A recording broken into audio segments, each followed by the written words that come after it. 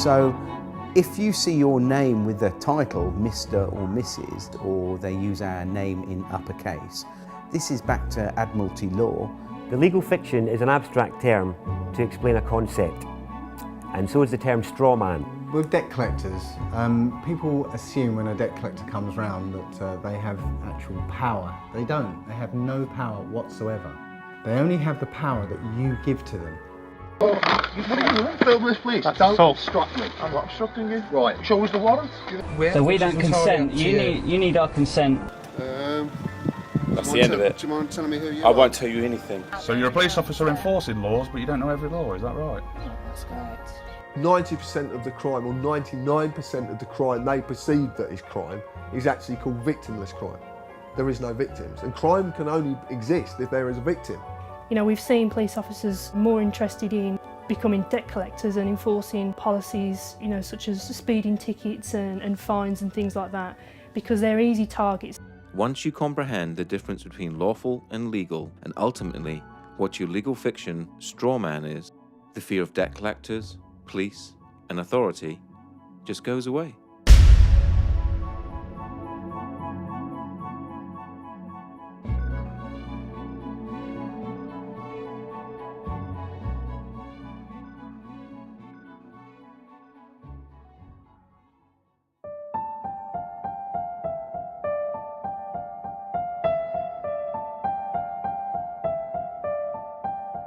If you live in the UK, you are led to believe that the Queen is the only sovereign. This is wrong. The Queen is given authority through the coronation oath. Her oath was a binding contract between the Crown and the people of this nation. This means that we, the people, gave her her sovereignty. And as everyone knows, you can't give away something you do not possess yourself. That means that each and every one of us is sovereign. We each have supreme, independent authority over our own flesh and blood human body. The problem is, we have forgotten we are powerful. We have forgotten that we belong to and are part of one of the most amazing species that to our knowledge has ever existed. We have become media obsessed, and in turn obsessed with our own appearance and the way people think about us. The TV is king, but now that is slipping to the constant need to be in touch with our friends. Everything is about fear. Fear of debt, fear of terrorism, fear of ill health, or fear of climate change. This keeps us thinking that we need our government to protect us and rule us. With all this distraction, it is no wonder that most of us didn't notice the massive fraud that our countries and nations around the world have pulled on us. But as you will learn, government is a creation of man, and a creation of man can never be above man. They always need your consent, and this is where your power really lies. With knowledge always comes power, the power not to fear, the power to take a stand against anyone or any corporation that threatens you, the power to say no. It has been said that you need to know that you're in a cage before you can escape from that cage. Let's look into how you're being tricked and how your power is being hidden from you.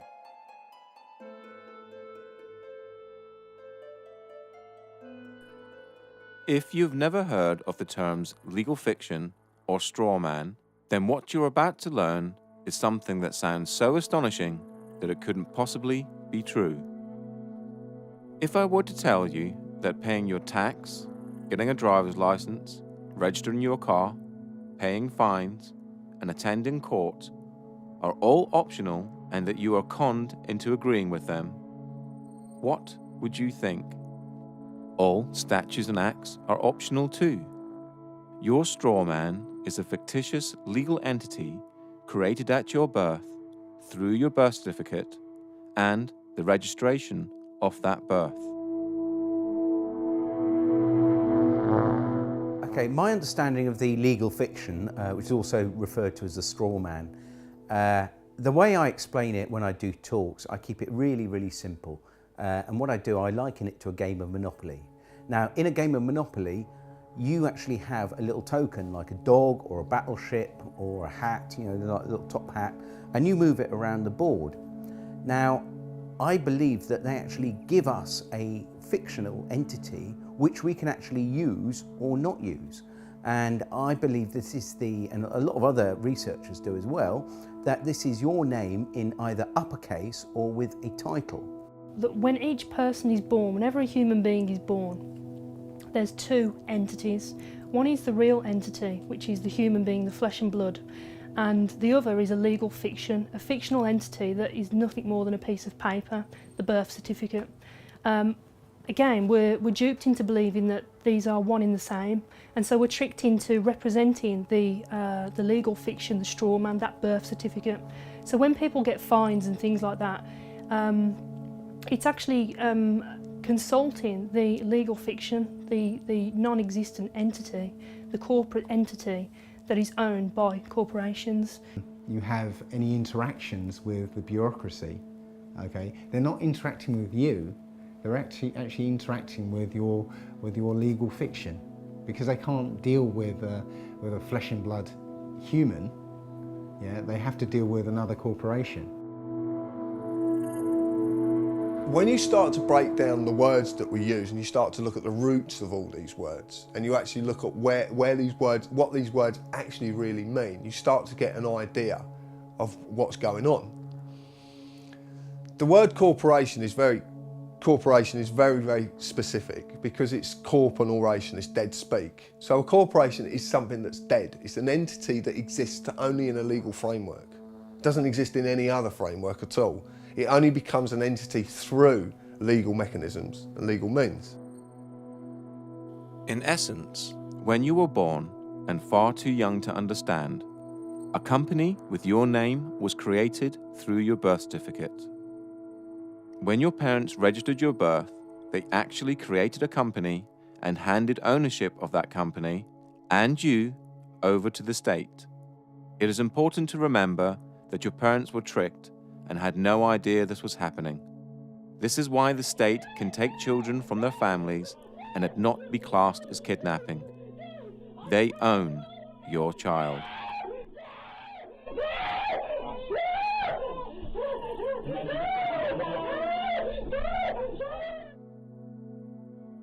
They own 1/10. Because they registered the child, they have 9/10. Possession is 9/10 of the law. But there's 1/10 floating about somewhere. And the government have claimed that 1/10. So when the child, because I've had it from social workers, at least now, 3 social workers on separate occasions have come out of audiences and actually said to me, you're right in what you're saying, is because we have to get the birth certificate within 48 hours of taking the child. And if they can't get the birth certificate, they have to reapply to be able to get the birth certificate. They have to get it, because that is proof of who the slave is, what the slave is. And actually, in legal terms, they're actually only entitled to the birth certificate and not the child.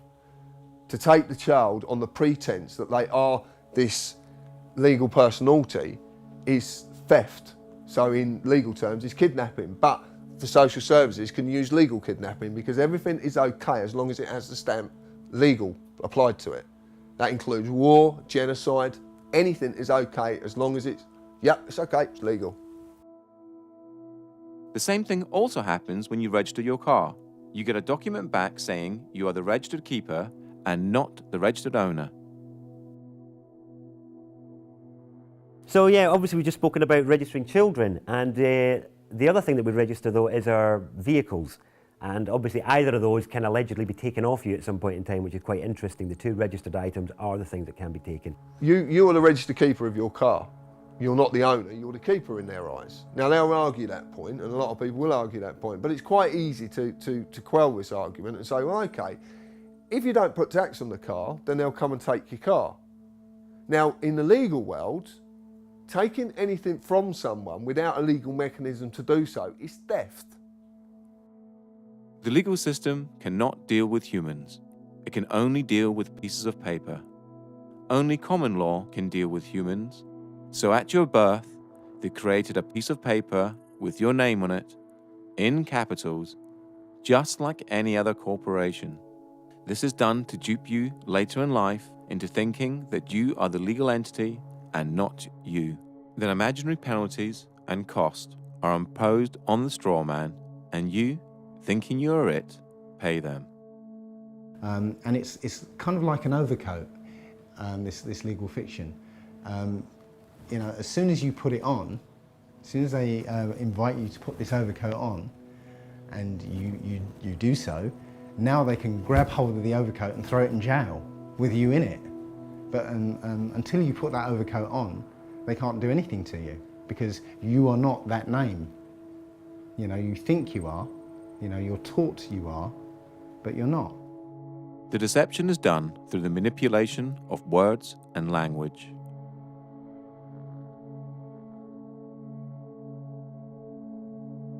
But that to me is legalese. It's just jargon that no one really understands, and because no one really understands it, no one ever questions it. We basically have a discussion that everybody is taught incorrect, but because everybody's taught incorrect, they believe it's correct. Legalese is a whole language of its own. It's a complete legal jargon that's not really designed for anybody to understand it other than those that are supposedly supposed to be enforcing it. And it's something that's so complicated that not even police officers understand what they're saying. What is wonderful is that they create their own language called legalese, and it has a completely different interpretation from English. You know, we're supposed to have you know, this sort of understanding that we were within the law, and yet they're not even using the same language as we are. The easiest way to understand legalese is to realize that there are many English words that have more than one meaning, depending on whom you are talking to. If I were to ask you what a person was, you'd probably say a human being, but that's you or I. If you were talking to someone in the law society, i.e. a police officer, lawyer, judge, etc., they have a different dictionary to you or I, and person could mean company or corporation, i.e. the legal fiction. You know, if you tell a lie often enough, it becomes truth, or certainly the perception of truth. So legalese is jargon that nobody understands other than those who actually come up with a jargon that really, really deeply understand it. And even police officers don't understand it, or magistrates, or even judges for that matter.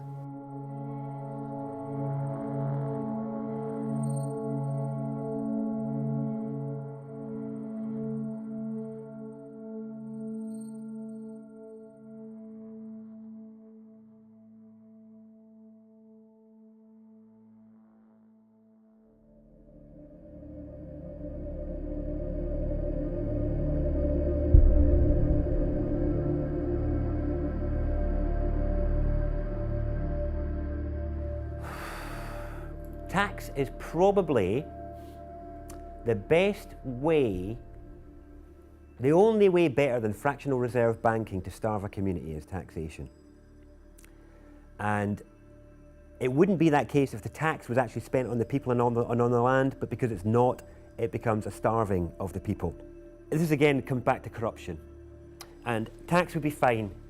We'd be living in an amazing health service, incredible roads, all the rest of it, if all the money that went into the taxation pot was paid for what it was supposed to be for.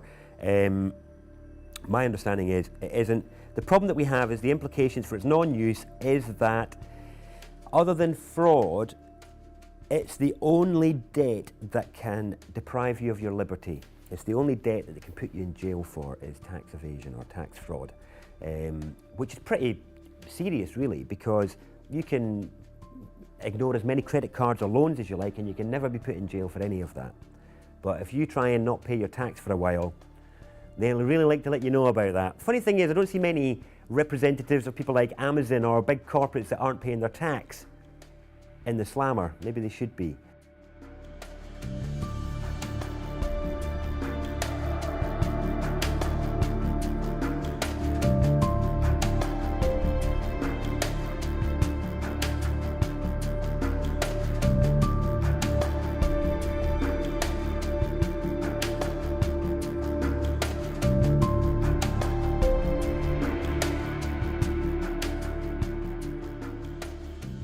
Income tax in the UK first started in 1799 as a temporary measure to cover the costs of the Napoleonic Wars. It is still a temporary tax today, which expires each year on the 5th of April and has to be renewed as a provision in the annual financial bill. Income tax was withdrawn in 1816, but was re-established in 1842 and has stayed since. Because of this, human beings are the only creatures on the planet that pay to live on it. The government does not own the product of your labor. If they did, you would be a slave.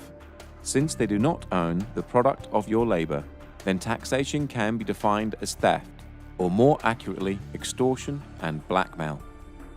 No man can own another, so no man can own the fruits of another man's labor. Most people will argue that it is a necessary evil, and that it's legal because the government say that it is. How else would we pay for hospitals, police, roads, and so on? Well, reaching into your own pocket to help a good cause is noble. Reaching into someone else's pocket under the threat of force is despicable. Here is a quick analogy. I run a construction firm, and I knock at your door and demand £10,000 to build an extension, or I'll take all your stuff and throw you in a cage. Essentially, that's what the government do when they tax you. They say they're going to supply you with services and protect you, but if you don't pay them, just like the mafia, they are the ones that come after you and use force and violence to get the money out of you. The trouble is, most people never look at these situations from these angles, and so rarely see the deception that is constantly being pulled over our eyes. A large percentage of all the tax you pay is used on war, bailing out the banks, and paying off the national debt. It has been calculated that 47% of all your income is spent on tax. You work 5 to 6 days a week and get to keep 54% of your wages.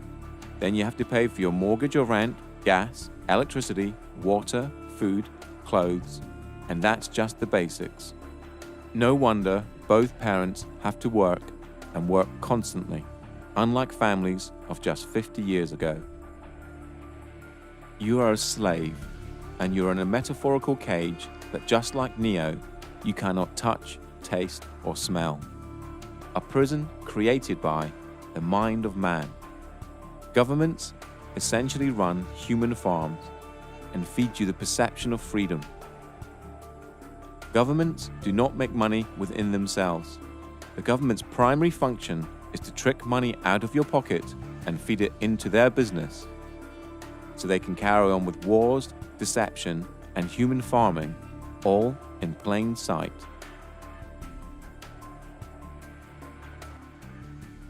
They have no lawful basis for whatever they do. There's, they might claim they have a legal basis. Now, legal is a different thing altogether. It's essentially based on contract. You have to contract with them before it becomes law. This is a prison without bars. This is a prison without big walls to keep them in. It's just a prison of the mind. The main implication of not paying tax is that you will grow a set of balls and you'll turn into an adult. That's the main implication.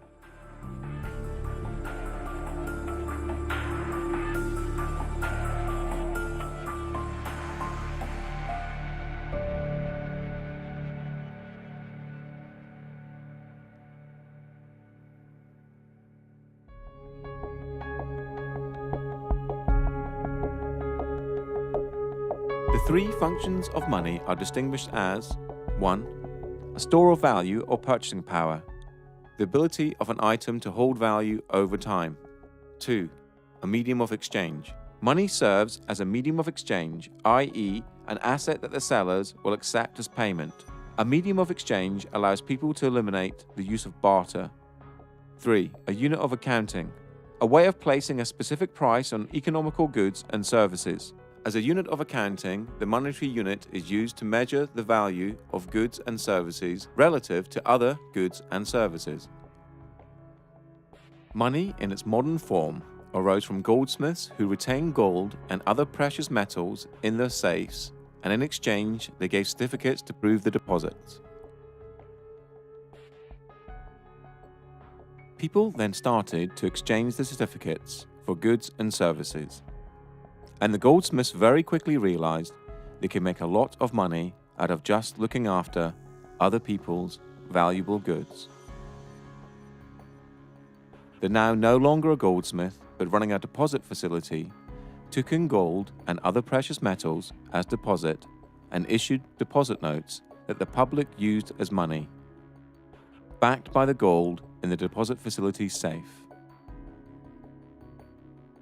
The goldsmith soon realized that very few people actually redeemed the gold, and so he started to give out loans in the form of deposit notes, knowing that he only needed around 10% of actual gold in his safe, as that would cover, even on a busy day, the amount of people exchanging certificates for gold.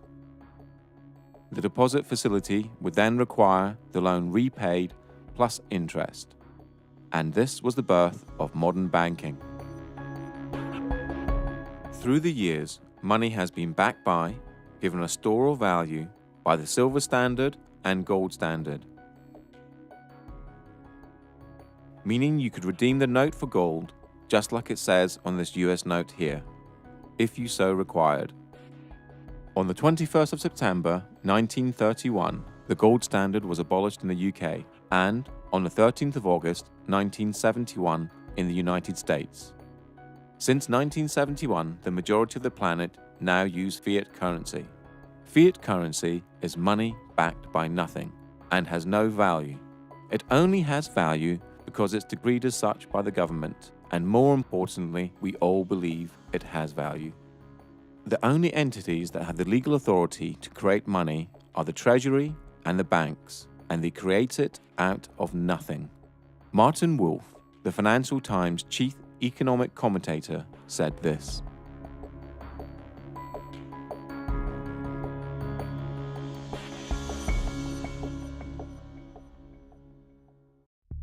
only 3% of money is physical and 97% is electronic, and this electronic money is completely controlled by the banks. To repeat again, the banks create money out of nothing and then lend it to you and ask you to work using the most precious commodity on the planet, your human energy, to pay back the loan plus interest. Money is essentially a claim on human labor and can also be defined as debt. A debt is created for you to pay back. So why don't the banks just print money and get rich that way? Well, because they need you. They need you to create a promissory note in the form of an agreement. A promissory note is a species of money, and when you complete and sign the agreement, the document now has value, just like a banknote. So, at the heart of money lending is a massive fraud. You create the money with the authority of your signature and the creation of a promissory note that the banks then securitize, making them more money. Then the bank makes you believe you have borrowed the money and requires you to pay it back plus interest. Please remember this when you get to the section about debt later on in this documentary. During this documentary, you will hear people talk about promissory notes and bills of exchange. A promissory note is a promise to pay and is created by you, the debtor, and a bill of exchange is an order to pay and is created by the creditor. And they both have value. The way I try and explain the whole crux of the financial system is what I normally do when I'm doing a talk. I have a little bag of marbles and I have 10 marbles in there if I haven't lost one of them. And so what I do, I sort of get the marbles out, show everyone, right, 10 marbles, put them back in the bag. I say, right, is there anyone here that can get 11 marbles out of this bag? And they're all looking at me like I'm mad. I say, well, that's how the banking system works. It's absolutely crazy because what they do, they create a certain amount of money, but then they want more back. But hang on, that interest that they want more back doesn't exist. It can never exist. So two things have to happen as a result. one thing, the supply of money, or marbles, whatever we're talking about, has to increase. Not only does it increase, it has to increase exponentially, more on top of more. So it's basically, the curve is going up and up and up and up. The other thing that happens is people are always, it's like musical chairs. You know, if we all stand up and dance and then we all sit down, but a chair is taken away, somebody is going to end up on the floor. Somebody can't find that money to pay back because that money does not exist. And this creates the poverty and crazy competition and not enough to go around. And this is the biggest problem with fractional reserve banking. Well, you think about it, they don't teach us at school anything about money. I mean, money's about the most important thing in this society. Why don't they teach us anything about it? They can't. It's a confidence trick. Yeah. You know, and it's 180 degrees from the way we think of it. You know, we think that money comes from somebody else, but it actually comes from us. You know, when you get a loan, they present you with a loan agreement. Yeah. What do you think that loan agreement is? What is it? It's a promissory note. Yeah. I promise to pay back 3 times the amount if it's a mortgage. You know. So what they do, that promissory note, they monetize it. They put it into an account and cash it. And now they give you that money and say, now you have to pay it back to us. But you created that money. You know, it's your promissory note, you created that money.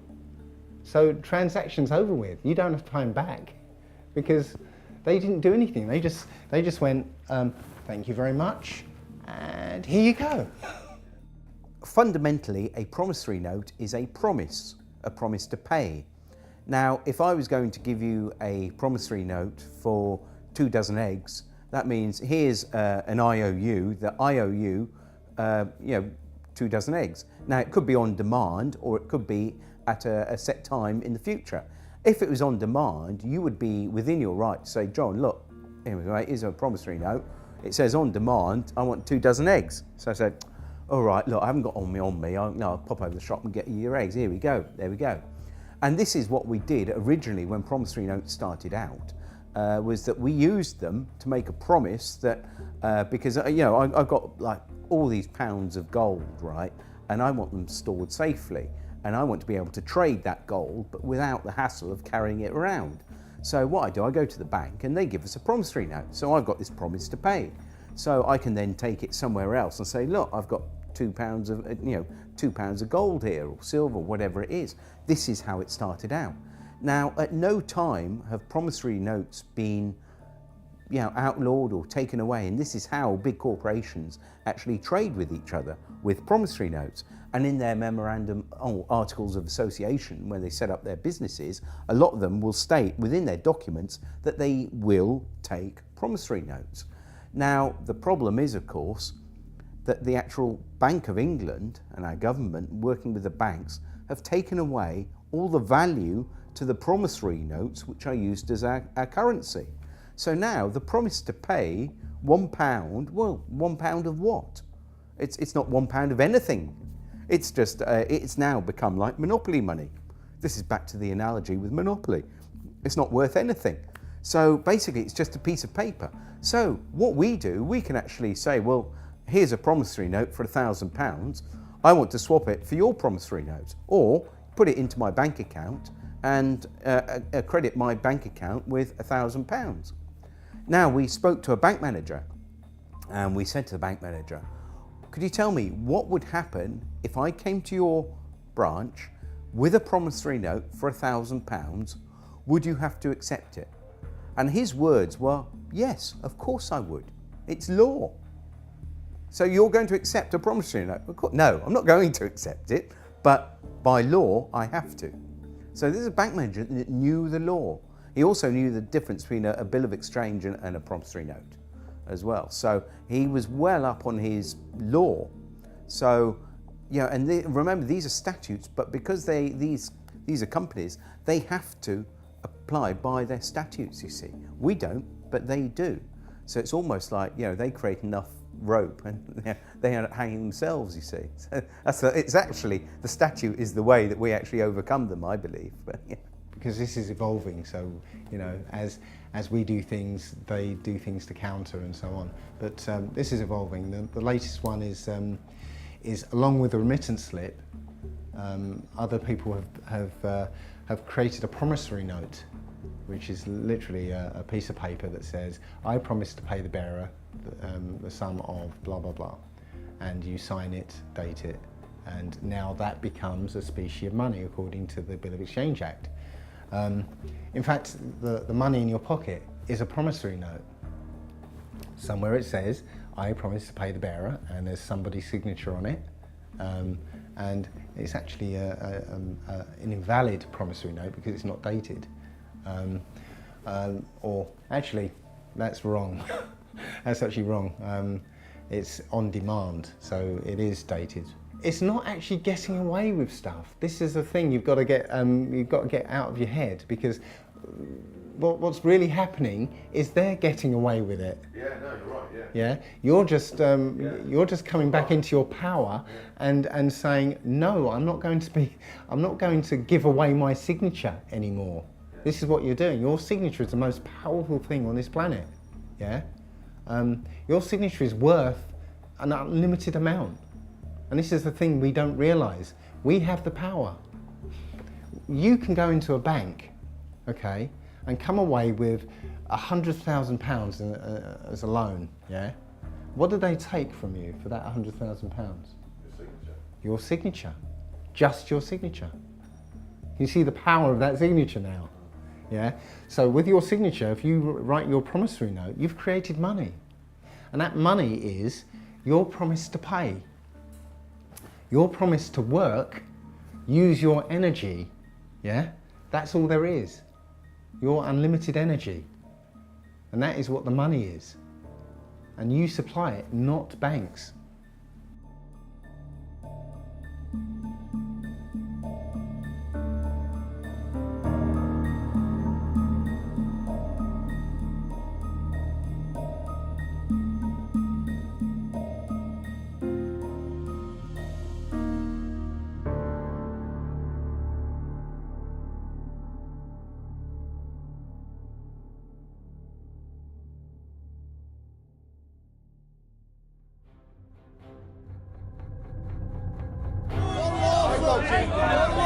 Don't assault me! Don't assault me! Walk back! Don't assault me! Walk back! Am I free to go? Listen, mate, I'm asking the questions. You're the public servant. Will you take your hand off my car, please? Thank you. I do not consent, officer. I don't consent to a mental promise breaching the peace. But I am sovereign over my human body, and I do not consent to any search. I do not consent to any authority you feel you have over me. I am a sovereign British citizen, and I do not wish to be searched. I am the county court bailiff. No authority. Excuse me, it's our right to film you. It's our right to film you. Yes, it is. Under what law are we not allowed to film you? I'm telling you not to film. Yeah, but you have no authority to tell me not to film. Because we're in a public area. James Parisi with the Quincy Police Department. What is your name, sir? That's good to know, sir. Yeah, what is your name? Well, I don't think that by law I have to identify myself if I'm on the sidewalk minding my own business and there's no laws being broken. You said, look, mate, I can't give you the full section. Can't give you the full section because you can't expect me to know it. Is your words, yeah? And I'm saying, well, if I can't expect you to know it, you can't expect me to know it. Can you show us a warrant, please? I think we've got a warrant for arrest. Can you show us a warrant, please? Show us your documentation. Show us a warrant, please, with a wet signature.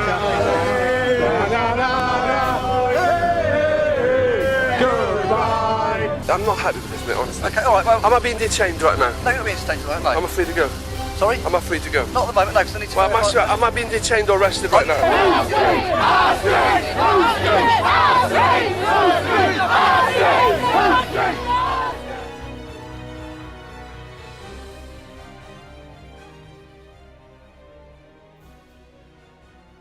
The difference between lawful and legal, as I see, is lawful relates to common law, the law of the land, the law which governs all people, the original law, which is quite straightforward. To me, it's a case of don't cause any harm or loss or damage to any person, and don't cause that to happen to anybody.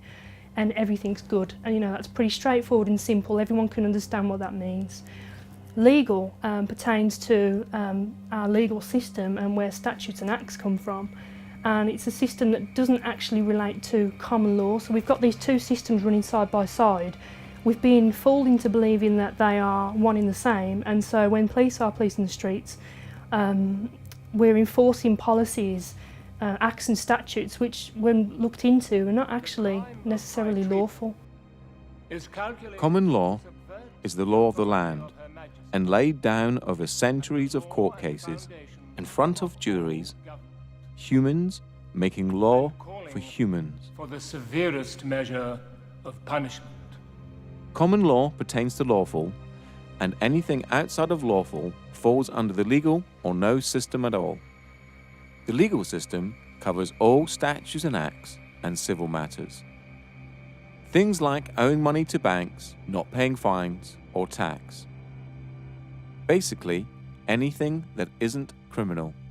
For there to be a crime, there has to be an injured party. In this case, a human. And there are three basic principles that all law needs to apply to. They are as follows. Do not breach the peace. Cause no one else any harm. Cause no one else any loss. Do not use mischief in your promises and agreements. Apart from that, everything else is free rein. Lawful refers to the natural law, the law of the land. Okay, and that's not causing any harm to anyone, obviously not stealing from anyone, and not using fraud in your contracts. So basically, you're not doing any harm or trying to get one over on anyone else. Legal refers to the statutes, which I mentioned earlier, and the statutes are basically all the rules of society. And not just, we haven't just got the UK statutes, but we've got all the European statutes.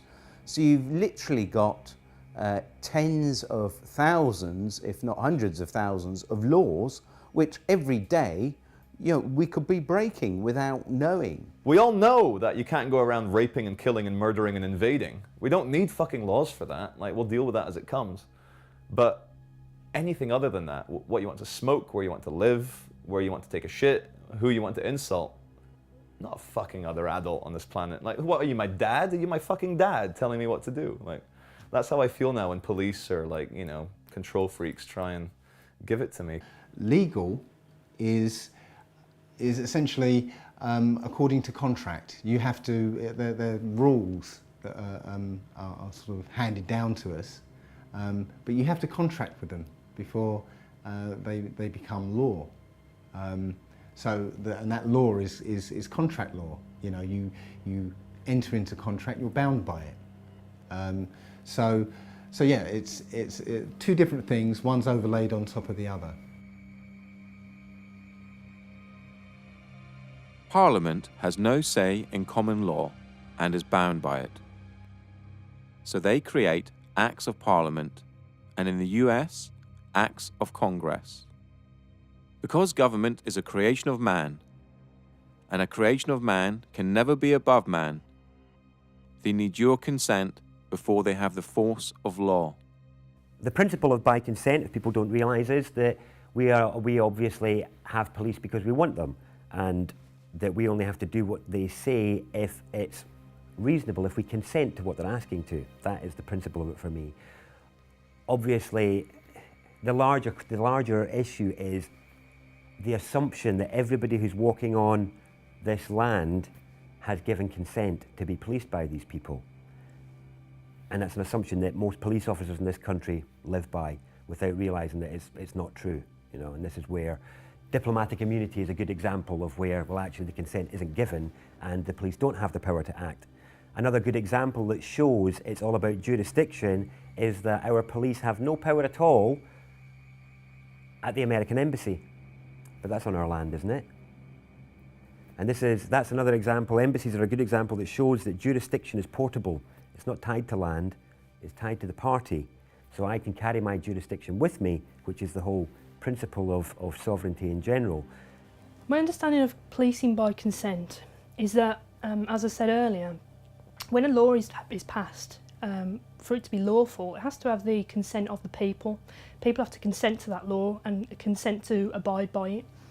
But unfortunately, I think we're in a system now where that obviously doesn't happen, but people don't realise that by verbally agreeing with, let's say, a police officer in relating to a parking ticket, that you're entering into a verbal contract, and by agreeing with what the officer is saying, you're consenting to being bound by the law, or whatever the law is.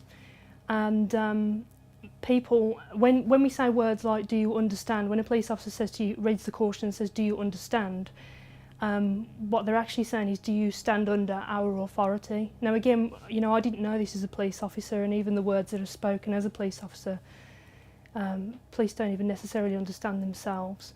So I believe that people have to consent to a law for it to apply to them in the legal sense, because it's not common law.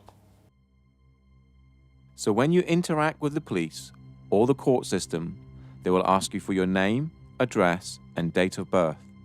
This is done to create joinder between you and your legal fiction, and to trick you into representing it. Once you agree to represent your legal fiction, now they can deal with you. They can only apply their legal mechanisms if they have the name of the slave they're dealing with. If you state, well, I don't want to give my name, then they can't apply the mechanisms to you because they have no name for their paperwork. And remember, all their systems work via paperwork. It's all paperwork. I think you might be wanted. Well, if I'm wanted, what's the problem? Could be arrested. Well, then arrest me then, innit? I need to establish who you are. No, you don't. If you think I'm the person that's wanted, arrest me, innit? Where do you live? Tell me your date of birth. What? I want to start. I'll give you up. I want your details now. Lock me up for what? Give me your details. Lock me up for what? Give me your details. Lock me up for what? Lock me up for what? Give me your details. Well, get my details. And I tell you this as well. Yeah, I tell you this as well. I'm not a criminal. I'm a peaceful man sitting out here. I just burn down the system of corruption and pollution that we are represent. But in the meantime, I'll leave you to it. But obviously, if there are any problems, then I might have to come back and obtain your details and speak to you further. Look, you have no right to just leave me to it. You have no right to say you're going to come back and ask for my details. I'm me, he's him, yeah. You're you. That's our details. Oh yeah. Am I obliged to give you my details? We've spoken to you. Yes. Okay, we've asked you to leave the store. Yes. Wait a second. Give me your details. And you have my details. Am I obliged to give you my details? You're not obliged to give me your details. Oh, great. Okay. Why?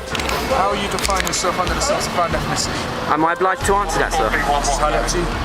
I do not wish to answer any questions, sir. You don't have to. I'm just asking you. Am I obliged? You're not no, obliged. I'm not obliged. No comment. Okay, that's fine. What are you doing? Am I obliged to answer that, sir? No. No comment. Okay. Are you going to answer any of my questions? If I'm obliged, I will, but if I'm not obliged, then I won't be answering any questions. Oh, that's fine. Are you going to tell us your name or not? Am I obliged? And then you're getting out your van and coming over and trying to intimidate me. Go back in your van and go away, there'll be no complaints. Stay here, I'll be speaking to your sergeant about all of you. Right, so you're demanding now, are you? Or are you requesting that I give you my details? Right, well, I would politely decline your request. Why is that? What's your reason for declining? Privacy. You got an ID or driver's license on yourself? Yeah. You see it with us? Nope. Not gonna do it. What's your name and badge number? Officer Carlson, ID 7345. Okay. Am I being detained or am I free to go? Free to go whenever you want to. Thank you, sir. I'm asking you again, am I obliged to give you my details? I'd like to, because I'm going to do a name check. I got it. I'd like to see if, I got it. if you're banned from this area or okay. whatever. Well, I'm asking you again, I know you'd like to, but the reason, just to explain to you, the reason I don't like to give my details is because I don't trust where those details go. Do you understand? You well know as well as I know, sir, that in order for you to ask me my name, you have to suspect me of committing a crime. You know and I know that you don't suspect me of committing a crime. You're just poking around where you don't belong. Okay, is there a problem, officer? Constable. Basically, under section 163 of the Road Traffic Act, I'm allowed to check your documents. Of course you are. And I know I'm not obliged to give any details whatsoever. However, I'd like to know, is there a problem? I don't even have to speak to you unless you're going to arrest me, mate. You got some mental health problems? No, mate. No, I just know my right to remain silent. Well, No, I didn't. Yes, you did, mate. When the camera was not on. That's what you said. Have you got okay? a contact phone number? Right, no, I haven't got a contact phone number. I'm not obliged to give any contact phone number. All I would like now is my card back. I'm not accepting any paperwork from you guys, and I want to go on my way. I'm going to be detained right now. Legally, yeah? Legally, you're meant to confirm your name and address to me. Lawfully, hold on, lawfully. Yeah, lawfully. You're supposed to answer me. You're a public servant. But yet what? No, you can't see my ID. Can I see your ID? I'm glad you brought that up. Can I see your ID? I see your... I'm over the vehicle. You're going to have to give us your details, okay? I don't have to give you any details. You're going to have to. Call the sergeant, mate. I don't have to give you any details. I need ID, please. No, ma'am, you may not. I am talking to and investigating something now. I can't. You're investigating me for what crime? I didn't say it was a crime. Okay, then there's no probable cause or reasonable suspicion for me to provide ID. Because. And then what would you do if I was to say that I don't have a name? Like, how would you look me up or anything like that? Well, we wouldn't.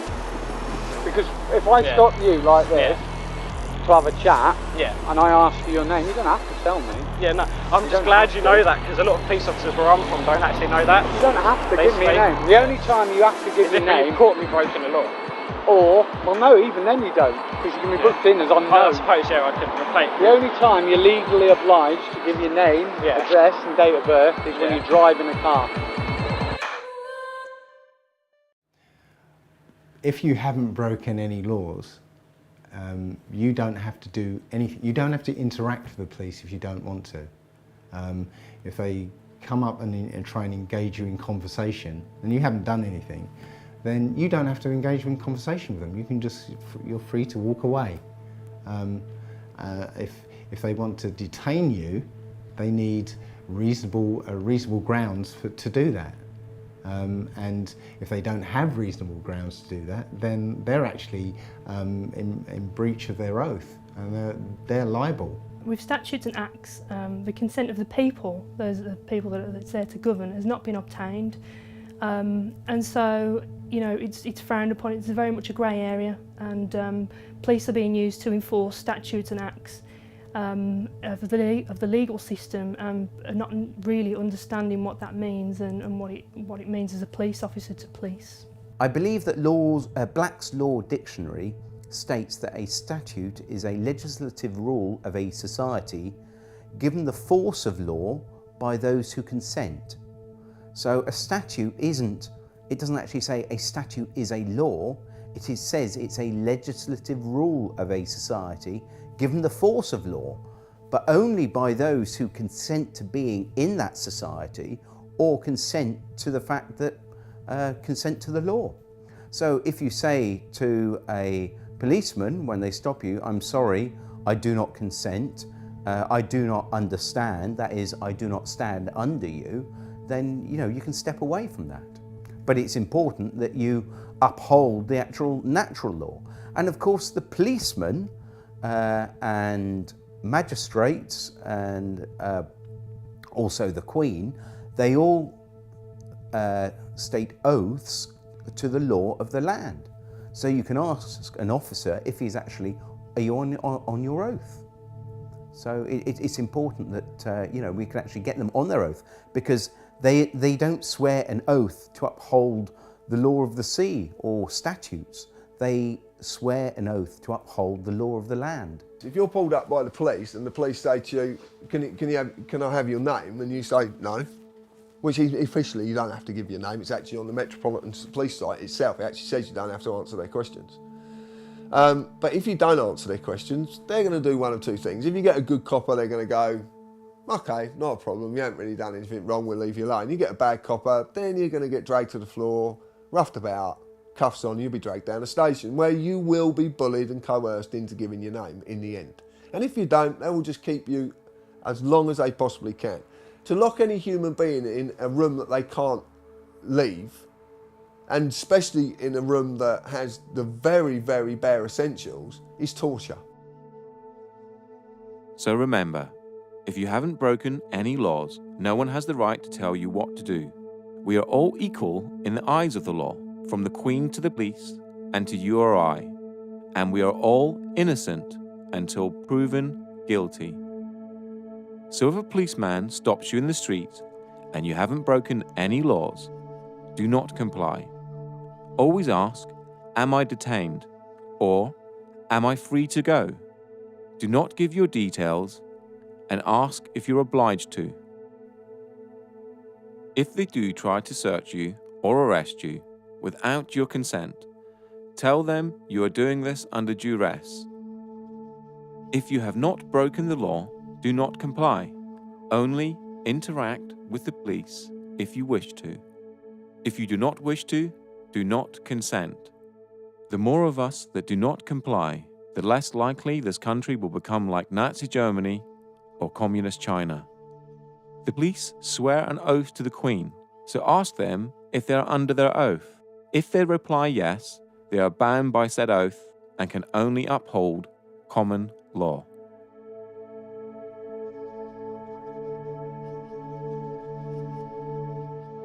This is certainly the most updated.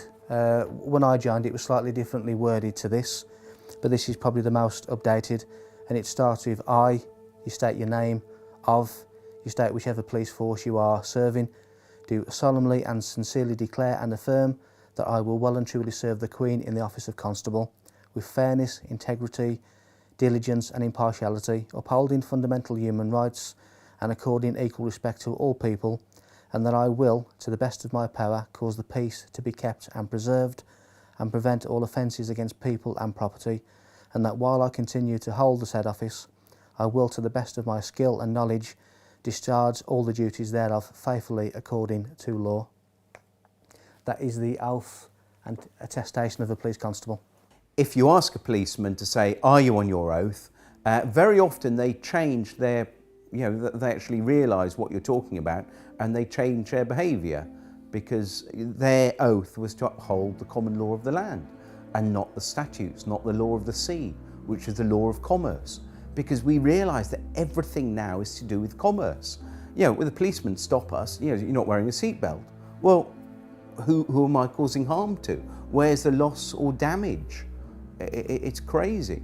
And so they say, oh no, you're breaking the law. Well, I'm just breaking a rule, but why?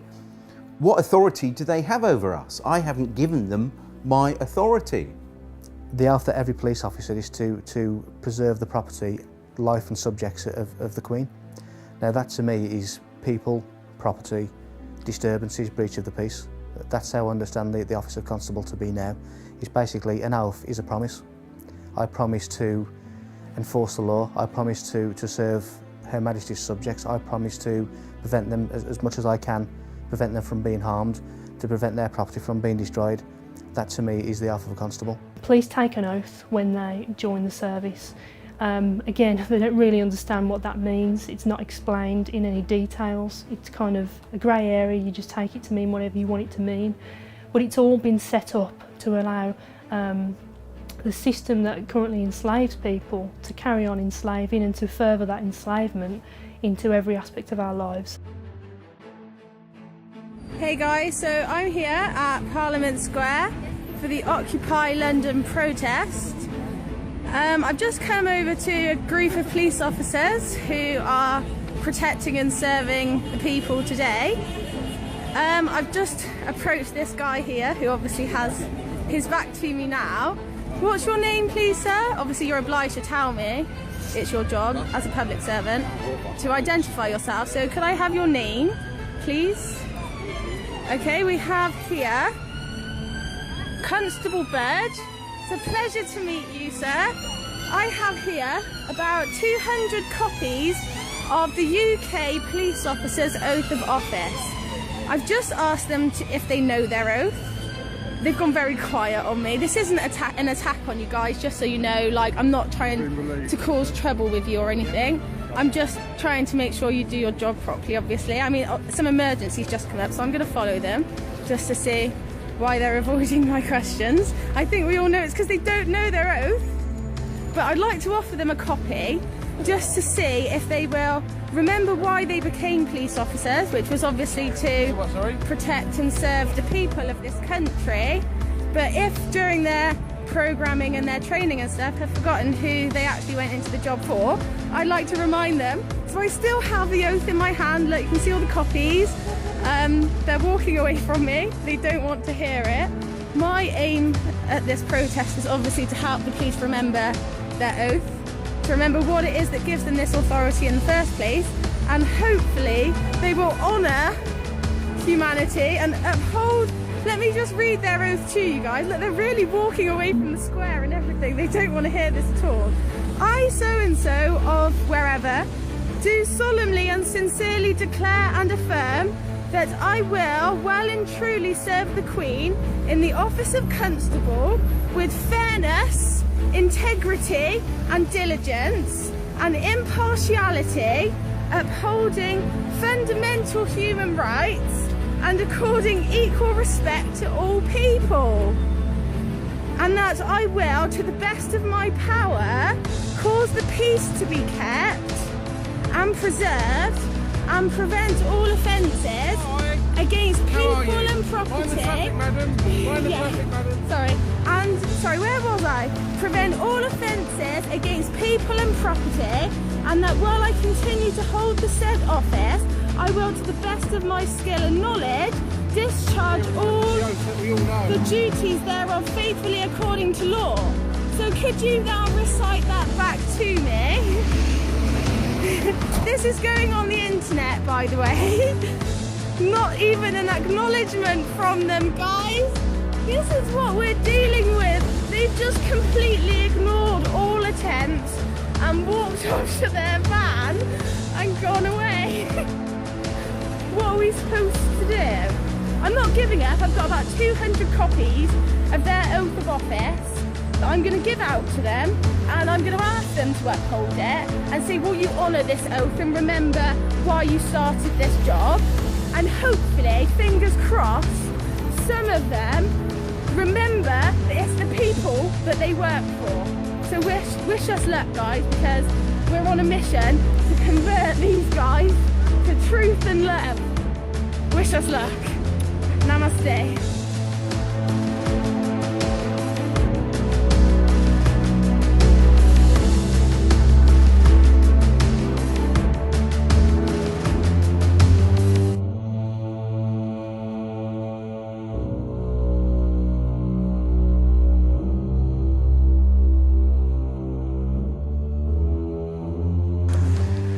How are you insured? Excuse me, take your hands out of my camera. Today.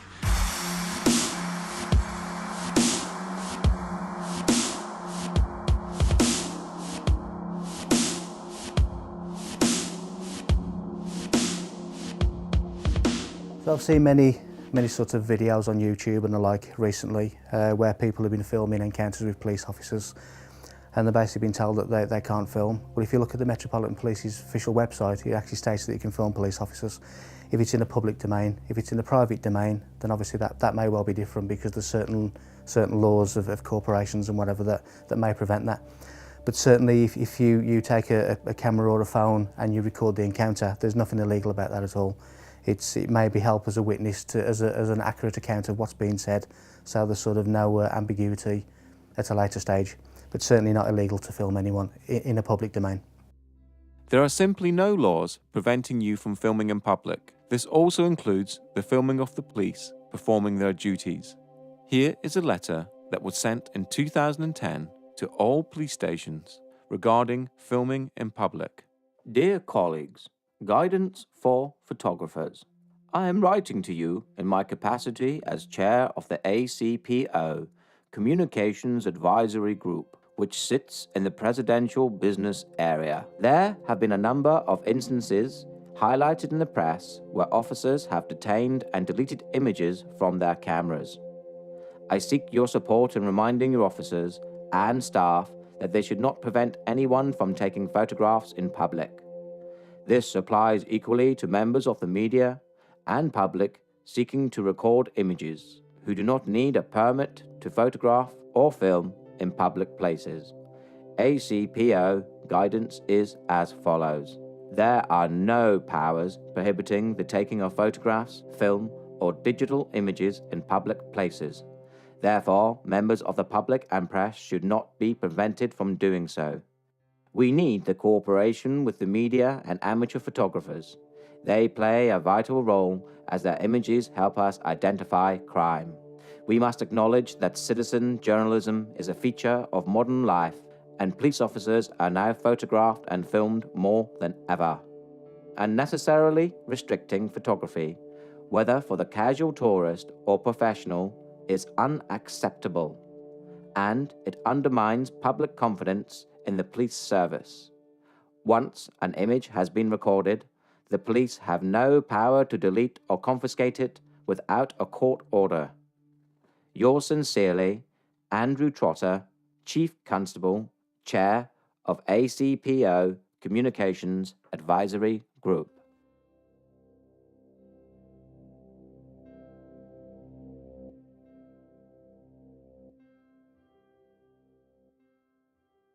As a professional television cameraman or a member of the public, I am allowed to stand in the street and shoot.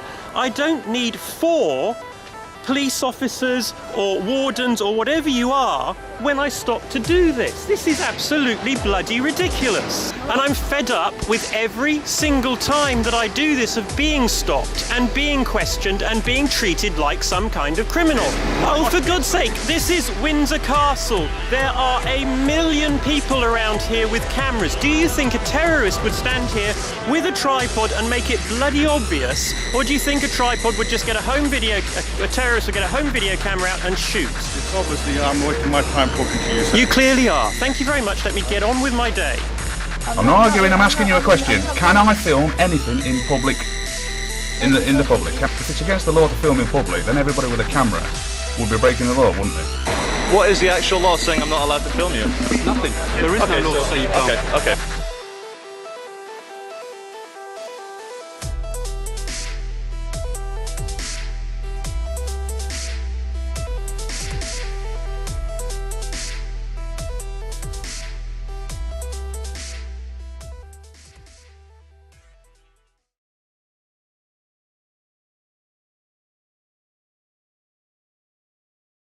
There is only one act that gives police blanket powers to search the public, and this is Section 60 of the Criminal Justice and Public Order Act 1994.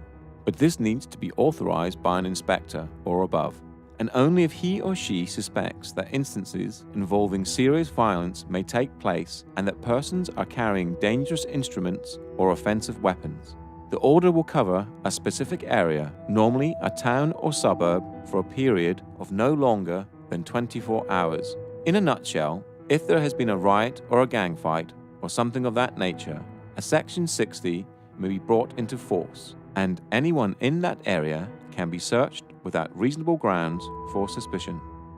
All other bases for searches need reasonable grounds for suspicion, and they must follow Go Wisely. Officers conducting a stop and search will work through a process called Go Wisely. If officers do not follow Go Wisely, they leave themselves open to an assault allegation and the search itself being unlawful. The police currently have over 20 stop and search powers. They are mainly for weapons, drugs, stolen property, or articles intended to damage property. Those made using powers from Section 1 of the Police and Criminal Evidence Act, commonly referred to as PACE searches, are the most common. Go Wisely is a mnemonic that was created so the police could easily remember the terms laid down in Section 1 of PACE. Section 1 of PACE is the foundation document for all searches that require reasonable grounds for suspicion. In this modern age, it is very easy to download the documents from the website supplied, such as Section 1 of PACE, a breakdown of Go Wisely, etc., and keep them on your mobile phone, so if you do ever have an encounter with the police, you have evidence straight away to show them that you know what they require to make the encounter legal. If a police officer insists on searching you, do not resist. It will only end one way. Tell the officer that you are alarmed and distressed and you are being searched under duress, and make it very clear that you do not agree with the search and only sign the paperwork if you want to. Signing the paperwork means you agree to being searched. Take a lesson from the previous section and always film your encounters with the police. This tactic works twofold. Normally, when you pull a camera out, the police completely change their attitude and work to a more professional standard. Secondly, you have evidence of the entire encounter in case the police officer tries to make any false allegations against you.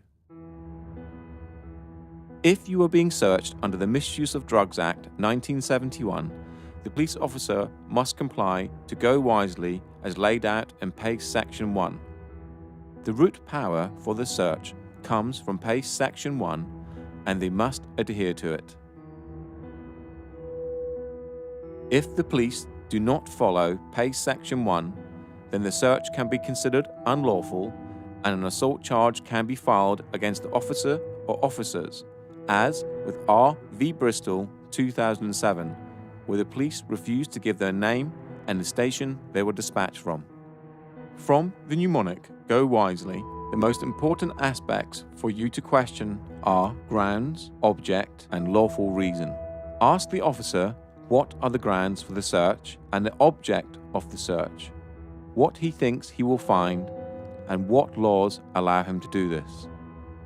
This is important because the police have to justify why they have stopped you and record this, and asking the questions makes it harder for them to stop you without reason.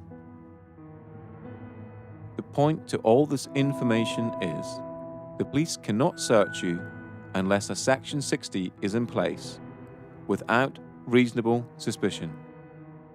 You can, in such cases as a drug search, refuse by not giving consent, as laid out in the Drugs Act 2005.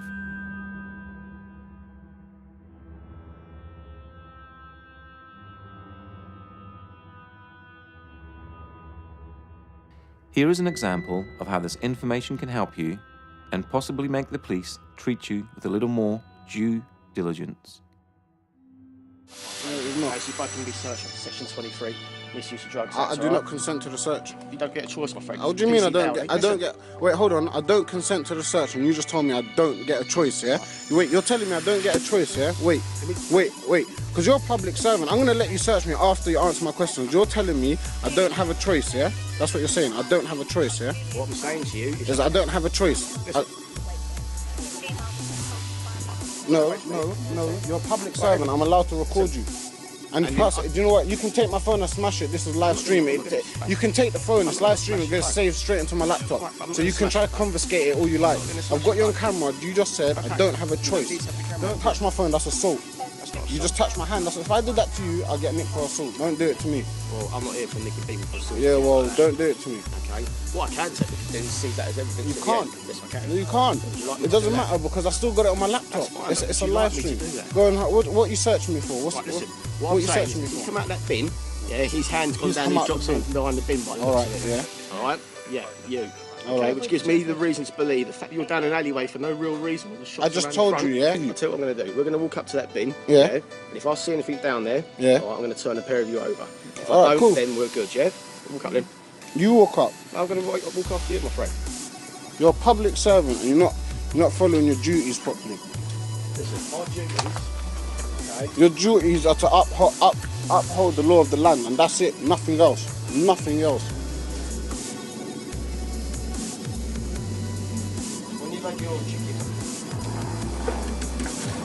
You're not obliged to tell them, but we don't have to tell them. And I'm telling him the law, innit, just in case he doesn't know. He doesn't have to tell you. I will not calm down. You don't have to tell them your name, Phil. If you want to, you can, but if you don't... Yeah? You never found nothing, you're not going to search me, that was your deal, innit? Yeah, that's my deal. Cool. And now I need to ask you a question. Are you working in accordance to the oath that you took to become a police officer? I need to answer that question. Of course you do. You're a public service. You're a public servant. You have to answer all questions.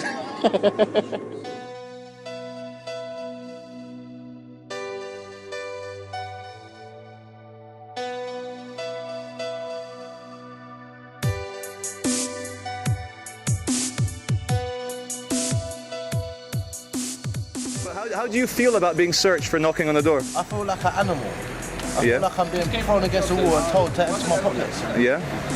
This is like a legit gang. How often do you get stopped and searched? Every day. Every day? Every day.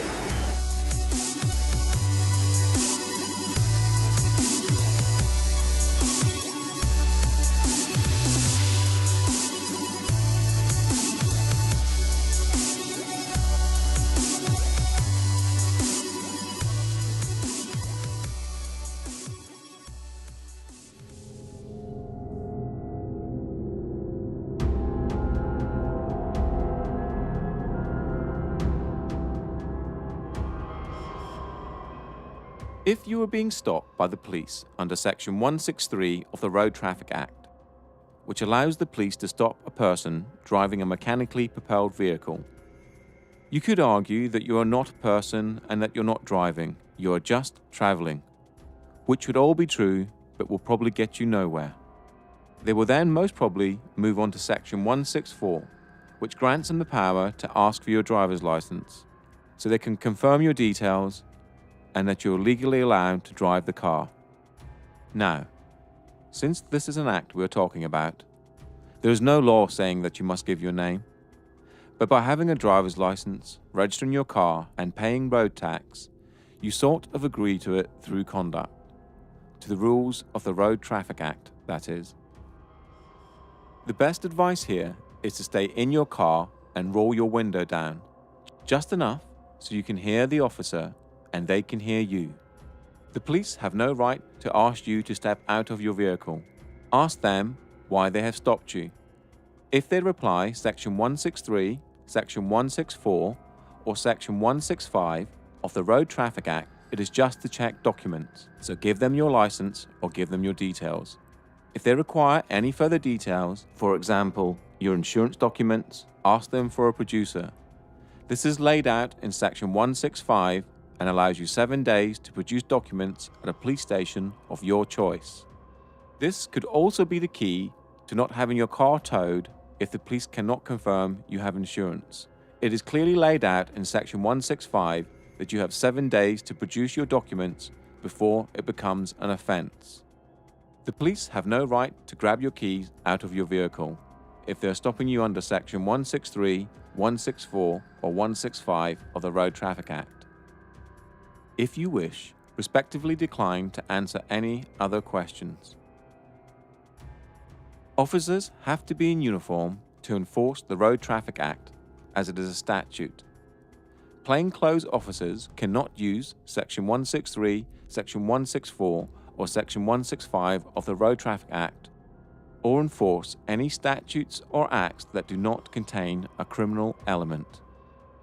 Through extensive research, the makers of this documentary now believe that the majority of PACE stop and searches and stops under the Road Traffic Act, Section 163, are for intelligence gathering purposes, and this is why they are on the increase and officers are not trained or forced to remember the wording of individual acts, as it would contradict with what they are doing.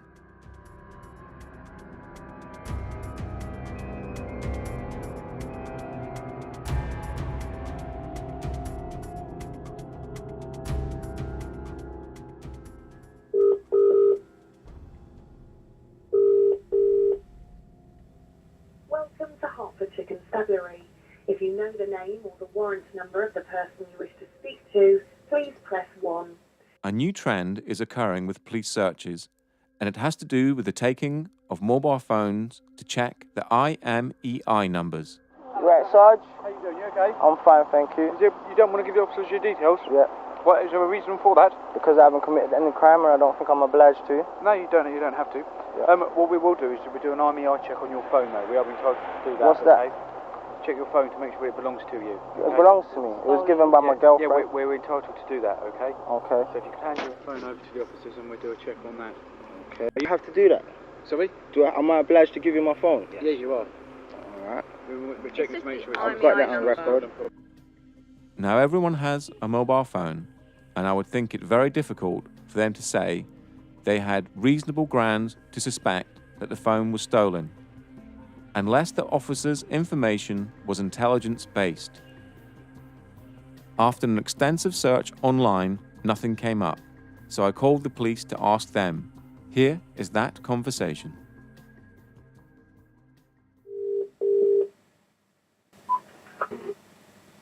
How can I help you? Yeah, hi mate. I don't know if I've come through to the right number or not, but I just got a really quick question about police procedures. Yeah, a friend of mine a couple of weeks ago was stopped in the street. It wasn't in Hertfordshire, it was in London. But he was, when he was stopped, they took his mobile phone off him and said they were doing an IMEI check. What is the legality behind that? Because I couldn't see anything online on the website or on the police website or what act it is or what powers they're using to do that. There's no particular powers required to do that. If they believe that it could be a stolen phone, or they're checking the legality of the phone to check that it isn't stolen, then we have a link with the monitoring company that provides the EMEI numbers. Oh, okay. So there's nothing I could find online that actually says this is a part of a pace or part of an act or anything like that. It's just quite literally. No. This is the old-fashioned sort. The old term used to be suss and deal. You know. Yeah. If they've got a reason to believe. Yeah. Then they're in their full rights to check the IMEI number. If there's no problems, return it. If it's stolen, then deal with it. Okay. Can someone refuse, or is it mandatory? Yeah, you can refuse. But if they've got reasonable cause to believe, then they can take the phone and the person to the police station for further inquiries. As you can hear from the conversation, the police need reasonable grounds for suspicion. That means they must suspect that your phone has been stolen before they can take it and perform an IMEI number check. This seems to be a new police tactic to try and gain your details through underhanded and mischievous means.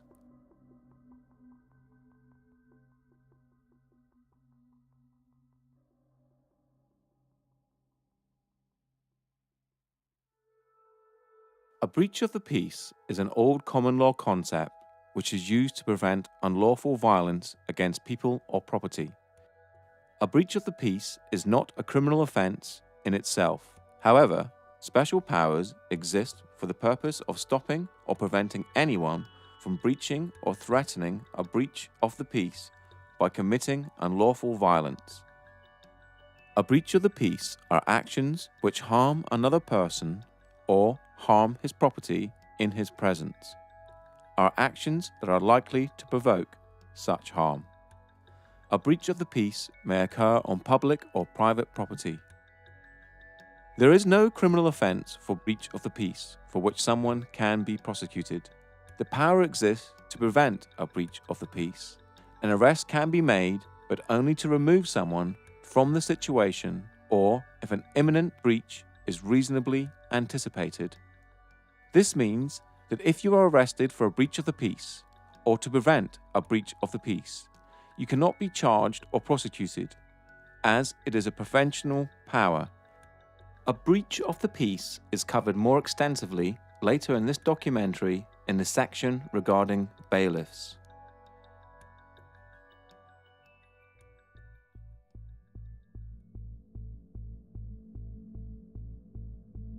Section 5 is probably one of the most abused powers the police have in their arsenal, and a police officer can arrest without warrant if he believes you are in breach of this section.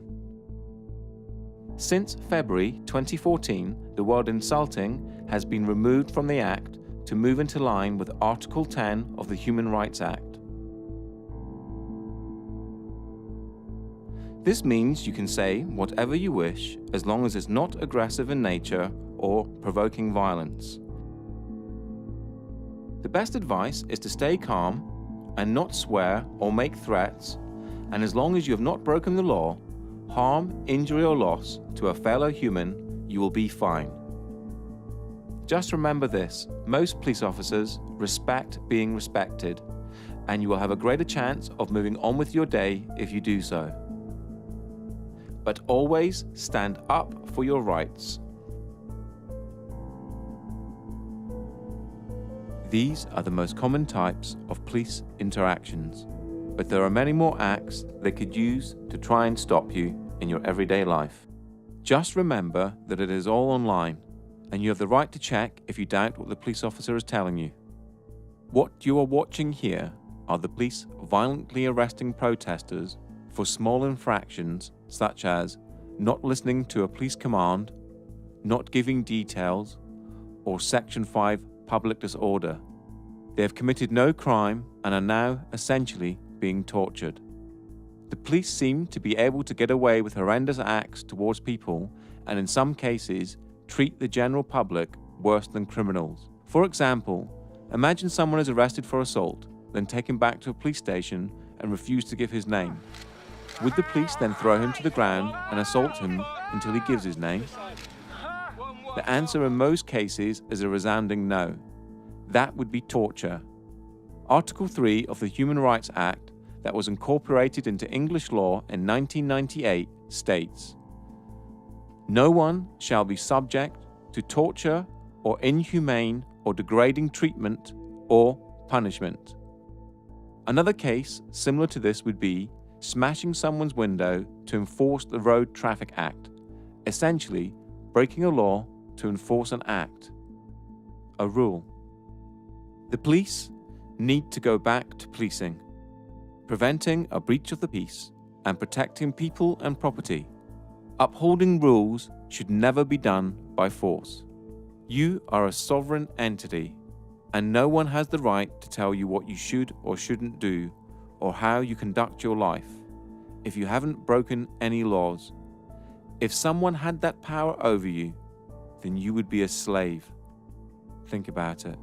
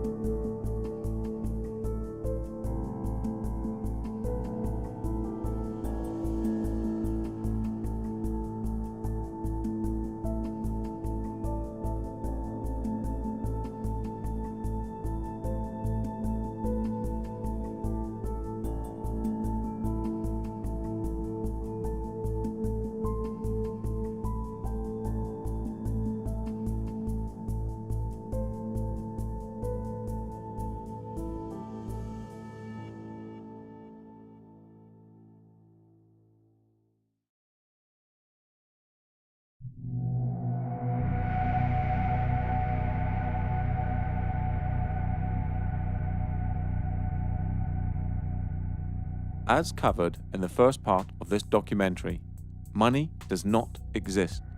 It is a figment of our imaginations and is backed by nothing. When you borrow money from a bank, they don't take it from their vault and give it to you. Instead, you fill out an agreement, sign it, and they tap on their computers, and hey presto, the money is brought into existence. For a contract to be legal, it must have equal worth. The bank basically give you nothing and expect you, using your own human labor, which is the most valuable commodity on the planet, to work to pay it back. This alone renders the contract void.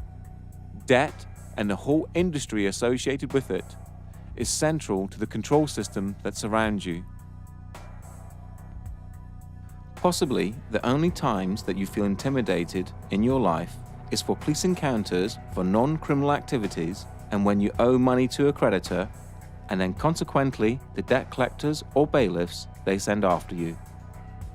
How, in 2015, do we still have scenes like this?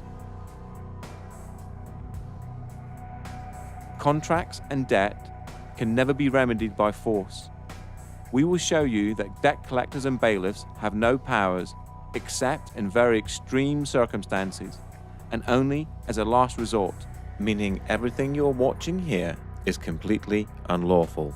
Even when force is authorized, it is classified as reasonable force and cannot be used against a human. Owing money is not a crime, and you can never go to prison for not paying a debt. The whole of the debt industry runs on fear and ignorance. So now when debt collectors call, the first thing, well, not that they call me anymore, but if they did call me, I think now the first thing I would do is say, thank you very much for paying off my debt. That's really kind of you. And they say, what do you mean? I said, well, you bought my debt. You might have only paid 10p in the pound for it, but as far as I'm concerned, you've paid off my bank account. Thank you very much. I really appreciate it. So yeah, and the great thing is you can have a laugh with them, because you don't take it. What happened when they first started calling me, I used to get really nervous and my voice would start going all wavy. And, you know, my heart would start going, and I'd be on the phone to them because I felt really guilty, because I felt I'd done something terribly wrong, getting into debt, you know. And then I realised that the whole system is designed to get us into debt, and designed to, the fact is the debts can't be paid off. And every single politician that comes on the television and says, oh, we've got to make cuts, and, you know, we've got to do this, and they're trying to cut our little local hospital down here in Swanage. Well, the fact is that it doesn't matter how many cuts we make, we can never pay off the national debt. Or we can't even keep up with the interest on it because it's growing exponentially. And so this is all part of this control mechanism to keep us poor, to keep not enough to go round. When in fact, you know, if it wasn't for the money, we would have complete abundance. With debt collectors, people assume when a debt collector comes round that they have actual power to do something to you, anything to you. They don't. They have no power whatsoever. They only have the power that you give to them. They're kind of like third-party, you know, strangers, interlopers. You know, they're kind of interfering in your financial affairs. You know, you didn't contract with them. You know, you don't know who they are. They've just turned up on your doorstep, demanding money. You know, who are they? You know, so what they do is they bully you or trick you into contracting with them. And if you contract with them, now you've got a contract with them, they can chase you for money and hound you for money. They'll have a legal right to come after you, but that they have nothing until you give them that. And one of the tricks they do is they might say, yeah, give us £1 a week or £1 a month. Yeah, just give us £1 a month. And you know, that sounds kind of reasonable. You know, especially if you really genuinely believe that you have a debt to pay. Yeah, yeah, it sounds quite reasonable. But as soon as you start paying them £1 a month, you've just said that you owe them something. So you've contracted it with them. So now that you have to pay them the amount, and that's what usually happens. They'll come after you for the full amount because now they have the authority that you've given them to chase that amount. I've got very little time for debt collectors.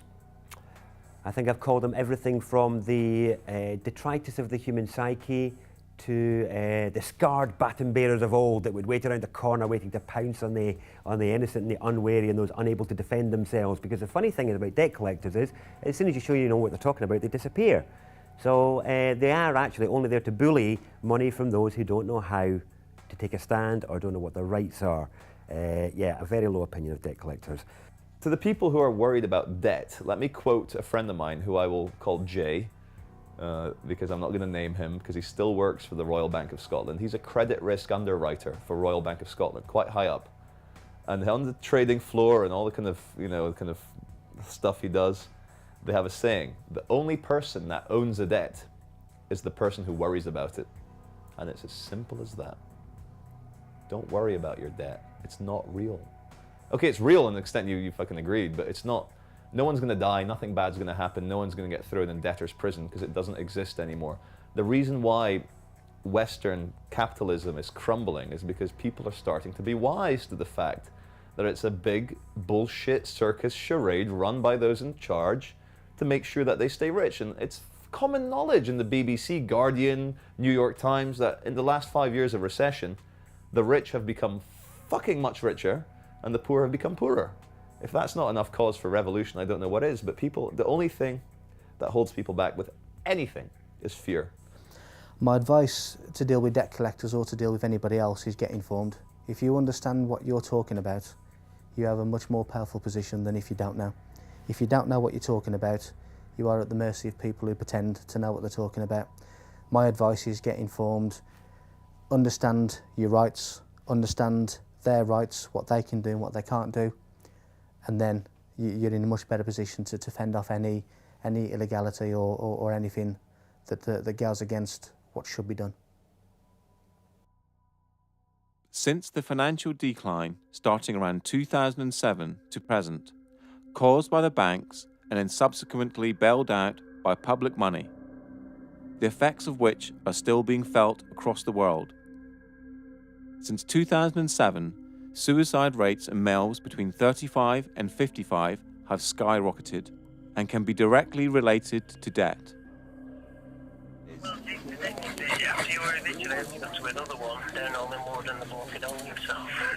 Oh, right. So you had to go to another eviction in Hollywood and the bloke had hung himself? Oh no! It's not good, is it? Really? It's not Seriously? good. Our heart goes out to Bloody hell. everybody. Right, well, I'll just make this question. That's what they're doing to people. This is what's going on. Have you finished it? Also, suicide rates in postgraduate students has risen drastically and can be directly attributed to debt. Before we continue, you must realize that no one has power over you.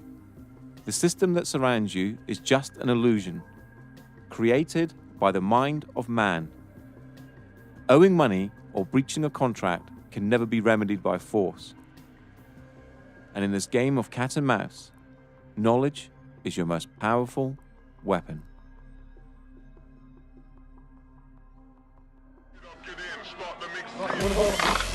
Fill this with. Don't stop me. I'm not stopping you. Right. So was the water. What are you going to do? What are you going to do? Take it back. Where's he going? What is he doing? Stop that! You're being really stupid. Why don't you get some respect for yourself? Have a bit of dignity. Show us the warrant, please. I think we've got a warrant for the arrest. Can you show us the warrant, please? Show us your documentation. Show us the warrant, please, with a wet signature.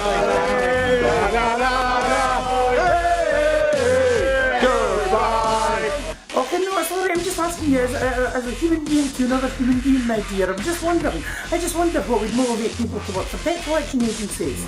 Because all you do is hassle poor people. So you've not got the original credit agreement with a wet ink on it, so you've got no proof of claim. Have you got the deed of assignment made? Well, the reason is, all the other debt companies before you tried to get some money out of me and didn't manage it. I'm just wondering what makes you think that I'm going to pay you anything. So what the council's done is handed it on to a different set of private bailiff called Marston, High Court Enforcement Officers and Certified Bailiffs. Right, I'll just tell you something now, right? Council tax, yeah? You cannot force entry. Go and bully somebody else. Yeah? I hope you enjoyed wasting your time. See ya! See you later! Bye-bye! See how fucking quick. Hey, see how quick he just fucked off. Horrible, aren't they?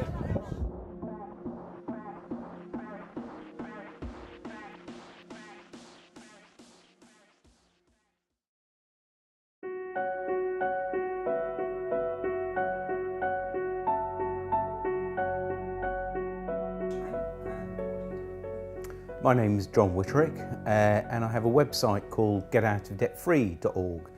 And basically what we do, we help people realise that the whole banking system is basically fraudulent, and we offer them the tools to actually challenge a banking system and basically get themselves out of this fictitious debt.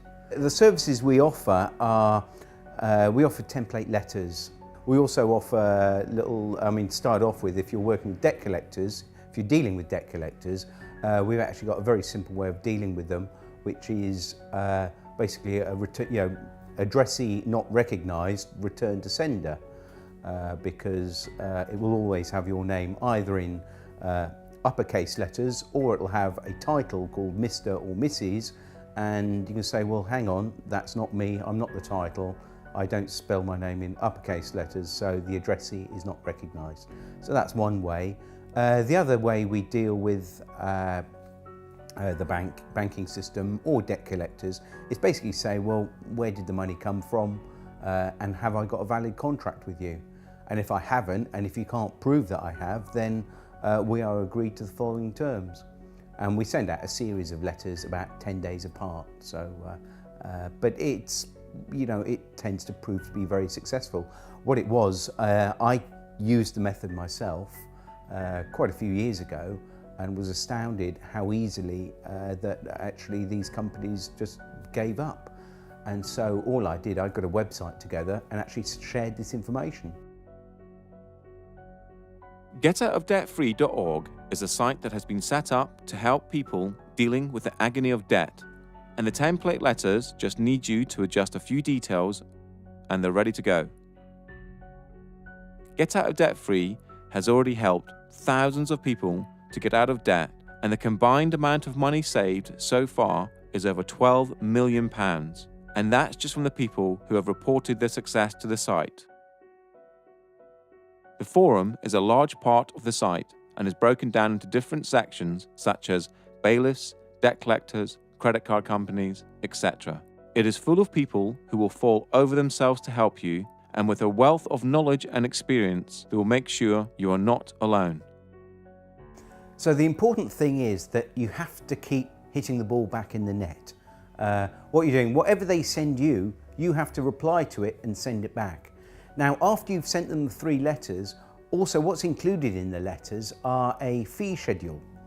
And the fee schedule says, well, look, every time you send me a letter, if we can't agree, if you can't prove that I owe you anything, then we're going to agree to the following terms. And, you don't call me anymore. And if you do, it's going to cost you this much. And every time I have to write a letter to you, it's going to cost you this much. So what you do, you send them the fee schedule. And of course, if they do send you anything or contact you, you then start totting it up. And after a while, what you do, you send them an invoice. And if they don't pay the invoice, you can then get onto the small claims court online and actually start, pursuing them for the money. So, what you've got to think is the only power they have over us is fear. Now, when the fear goes and you start challenging them, do you think they really want to deal with you if you're going to be invoicing when there's all these people go, oh, like I was, really nervous, and they're going, oh, right, well, I should owe them some money to get to the stage where, no, hang on, mate, you've actually sent me 3 letters. I actually charge £500 a letter now, that's 1,500 quid, plus the 2 phone calls at £100, so we're up to about 1,800 quid. So, basically, when are you going to pay? How are you going to pay? Debt collectors, really, the common term that's used for them is a third-party intervener, which is you have an arrangement, or you had an arrangement with an organisation. Because that organisation have contracted with a third party, which is the debt collector, there's some implication that you have to deal with them. You don't. Nobody has any, you have no obligation to deal with them whatsoever, and they know it really. It doesn't matter how well they've been empowered by their company, you have no need to deal with them whatsoever. And as long as you're firm and clear about that from outset, then your relationship should go a little bit smoother. The other thing I would say is, first of all, in any interaction with any debt collector, at your first communication, let them know that you don't want to have anything to do with them for whatever motives or morals or ethics you feel. But also let them know that any future time they take of yours will be charged, and let them know that that is the terms of your engagement with them, and you can set your charges as you see fit. Now, one of the things that that people often miss when the debt collectors come knocking is that these debt collectors have actually paid off your debt. They've bought your debt, often for pennies on the pound. So if you apparently owe £1,000, yeah, they've probably paid a tenner for it. But the point is, they've paid off your debt. So thank you very much. Did I actually go into contract with you to say that I'd pay you back for that? You should have probably asked me first before you went around paying off my debt for me. So where's the fear in that? These guys rely on fear to make you pay up. If you realise that they've got no power over you, and in fact they've paid off your debt, thank you very much. Where's the fear? All you're asking from them is an invoice for the amount they say you owe. Yeah. And nothing comes back. Well, they can't supply what we're asking for. They can't supply, and we know they can't supply that. But we asked for a contract. We also use contract law because that goes back years, and it's how we would deal with each other. But we say, can you give us a copy of the contract signed by both parties? And sometimes on loans you'll get a little squiggle, but no name against it. But the thing is, because they are a fictitious entity and we are a living, breathing soul, we cannot contract under contract law with a fictitious entity. So it's got to be equal to equal, really. It has. Yeah. That's what contract. That's what contract law says. Yeah.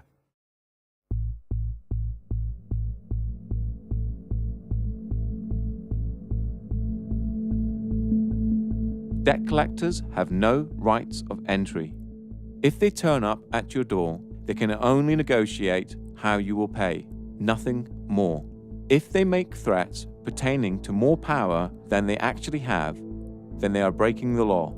Normally sending the 3 letters as described in the previous section, plus an estoppel, is usually enough, and it works in nearly all cases. If an agent of a debt collection company turns up at your door, you do not have to deal with them unless you want to. The best thing to do is to not open the door and wait until they go away. If you open the door, go outside and close the door behind you. Take your phone and film the encounter. Tell them you do not want to deal with anyone at the door or over the phone, only by post. Ask them to leave your property, and if they don't, or make threats, call the police. They will have no warrants, so the police must ask them to leave, as it is a civil case. They have no power, only empty threats. We deal with bailiffs quite differently from how we deal with debt collectors. So if bailiffs suddenly say, oh, we want some money, the first thing we would do is, if normally they contact you by post first. And we would just make a differentiation. We're talking about not court bailiffs, but we're talking about private bailiffs. And so for banks and things like that, it's always private bailiffs. So court bailiffs are a little bit different and a little bit specialised. So, but if you're dealing with debts, as and the website is, we'd be talking about private bailiffs. Now, the thing is, they actually have very, very few powers, if any. So the first thing you do, you send them a removal of implied rights of access. So you send them a document you can download off the website, which removes their implied rights of access. Now, what you're doing, you're removing that common law right from the bailiff to be on your property, which means that as soon as he sets foot on your property, then he's committing a trespass, which you can then sue him for. So you make that very clear to him. You can then put that notice on the door or on a window so that it's visible when they actually come onto your property. That's the first thing you do. It's a good idea that everything you do, if they actually turn up at your property, the first thing you do, ideally if you've got a front and back door, you'd go out the back door, lock it behind you, okay, and then go round to the front and meet the bailiff. Make sure you have a camera at all times and view everything. Notepads are great.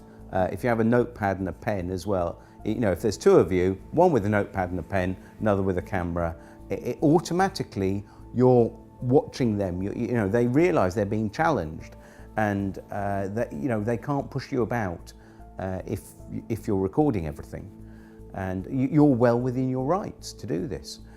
The other thing you ask them with the bailiffs, you always ask them, can I see a signed warrant from the court? Now, it has to be signed by an actual judge, not signed by anyone else. It is very unlikely they will have this, unless they have this and give it to you to read, and you can then read it through and take notes. But you can then say, right, I then want to contact the court and actually ensure that this person that signed it is in fact who they say it is. Otherwise you're here under false pretenses, and this is fraudulent. Very often, it's very rare that they actually have anything signed by a judge. So gentlemen, there's bailiffs on the doorstep, the concept of illegal debts, and how you actually deal with them when they're on your doorstep. So who'd like to take that? After that. Well, first thing you've got to understand is that the standard bailiffs have no power whatsoever. They will tell you they can come in your property whenever they want and remove property. They cannot. They're like vampires. You have to allow them in once. If you've allowed them in, they can come back and possibly break into your property and remove it. If you don't let them in the first place, there's nothing they can do. My son was dealing with a particular bailiff called Equita, who were threatening to come around and remove his property. And he showed me the letter and he got a little worried because it says, we would prefer you to be there, but if you're not, we will remove property anyway. And just to put his mind at rest, I actually phoned up the bailiff and stated that they'd said they were going to come and remove property, to which they replied, yes, we can legally come and remove property because once we've had a walk-in possession order. Now, a walk-in possession order is when they've actually walked into your property and started jotting down what you've got. Right. If you never let them in the first place, they can't get in. And the bailiff admitted that if we've not entered your property, we cannot get in. Mm-hmm. One of the tricks they will do is try pushing past you. Right. If they touch you, that's assault. Call the police. What, just touching you? Touching you is assault. Okay. So they can't push their way in, force past you, that's assault. If they do that, call the police there and then. And they will back off, and also threaten them with a Form 4 warning, which you can send off to their certificating court, right. And they basically could lose the job for that. Right, I'm gonna go. What are you doing? Film this, please. Don't obstruct me. I'm not obstructing you. Right. Show us the warrant. Give us the keys. Show us the warrant. The warrant. Let me have a look at the warrant. Bring 999, please. See it. 999. 999. You're not going in without a warrant. You don't show me what to do. I will. I just did. Yeah, well, you're wrong. I'm wrong, am I? What am I wrong about?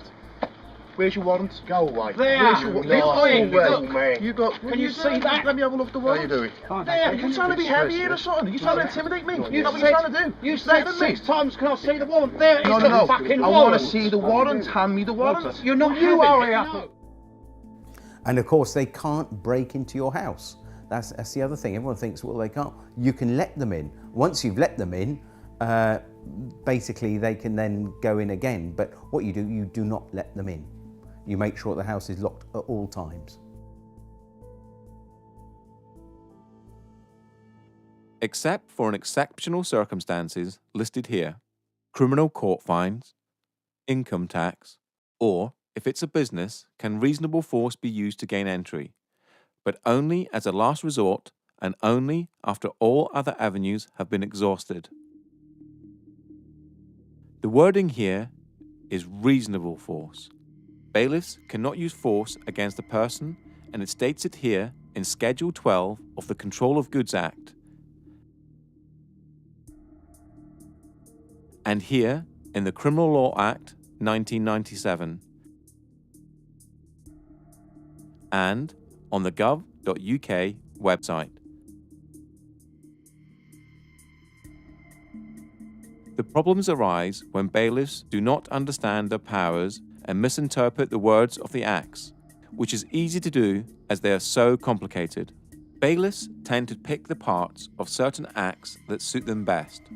A prime example of this is when the police attend and the bailiff shows them a court warrant, walking possession order, or something of that nature, and then they show this part of Schedule 12 of the Taking Control of Goods Act, where it states it is an offence to obstruct a bailiff. The police will state that they are there to prevent a breach of the peace, and if you obstruct the bailiff, they will arrest you to prevent that breach of the peace.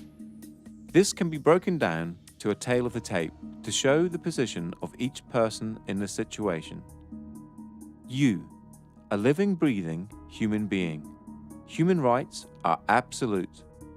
Only unto the law. You are man or woman, the highest authority. You are trying to protect your property. The bailiff works for a corporation, has a fictional title and is representing a fiction. No rights to use force against a human. Has some sort of court order. The police officer is a public servant. You are the public and the bailiff is not. They are there to prevent a breach of the peace. Many encounters have ended with the police siding with the bailiffs, and acts of violence or arrests being made on the debtor, all because of a major misunderstanding on behalf of the police. Here's why. We have shown that force cannot be used to collect a debt except in exceptional circumstances.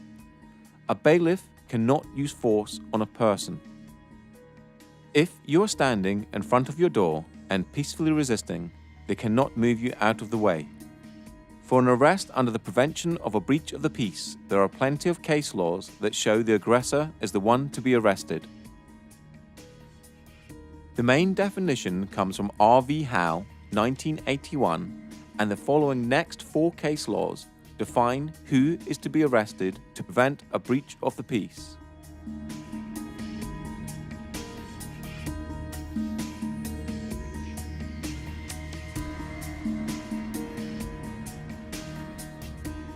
You cannot be obstructing a bailiff from his duties, as using force on a human is not his duty. It seems trivial, but the law allows you to peacefully resist the possession of your home or property. If the bailiff is there for a debt or a non-criminal fine, such as a speeding ticket or parking ticket, then it is a civil matter and the police must be impartial no matter what the paperwork says. R.V. Howe, 1981, and Bibby v. Chief Constable of Essex Police, 2004, are now held as the authority for defining a breach of the peace.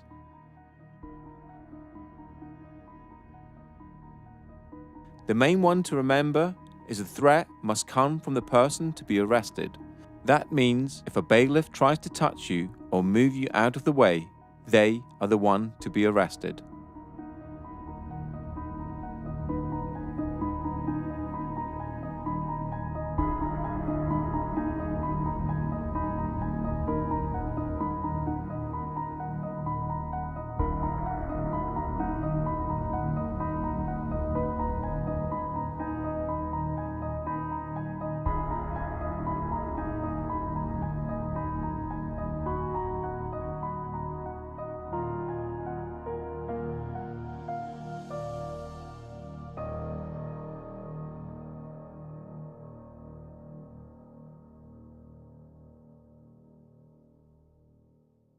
I'm talking to you. I'll help you up in court, mate. Oh, please do. Oh, I will do. What's your name? Higgs. H-I-G-G-S. First name, Paul. Date of birth, 5/9/55. I'm being intimidated and threatened. Your opinion is worth less than something I might trod on. You! What's the matter with you? How many of you are there? What's it got to do with you? Hello? You're committing trespass and fraud and theft on people. That's what you do for a job, and you should be disgusted with yourself. That's what you do for a job. You're a thief. Go away, you ain't having it. Too many fucking massacres today and more coming down. The moment they even started, they're all tweeting, texting, with 200 people in the street. You haven't got the firm. Because we got the firm. Look how many fucking people. Yeah, we got the firm. Can we report a crime, please? These criminals here, please. These criminals are Constable. trespass on our land. And can you please explain that the evidence is not admissible if it's not signed? This is not signed, nothing's been signed, it's inadmissible, and you will be trespassing if you come on this property. You can't force your way into the property, what are you doing? You're breaking the law. No, you're breaking the law, we're filming you. Who are you? We want some ID, please. Have some ID. We can have some ID. Why are you trying to force in here? Let's go. That's a warrant of control for the unpaid penalty. And where's the magistrate's signature? Don't need a magistrate. Oh, yes you do! So you can call the police if you wish. You both have no power here, so you should leave. Because we will ring the police. You can do that, but it will be deemed theft. Leave the land. Leave the land. Leave the land. Thank you very much. Leave the land, please. He's got no authority. He's a locksmith. Get him off the land. Thank you very much. You need to read this in relation to this eviction today. We're not allowed to use any force or violence, and that would be laid at Magistrates Court tomorrow for a summons against anybody here who authorises or who issues violence for this eviction. It's simply not allowed. I'm pretty sure of that. I'm pretty sure it's not just a job. Yeah, I'm sure it's vocational. You're doing the right thing. Yeah, you swore an oath to protect us, the people, not to protect them, to protect us.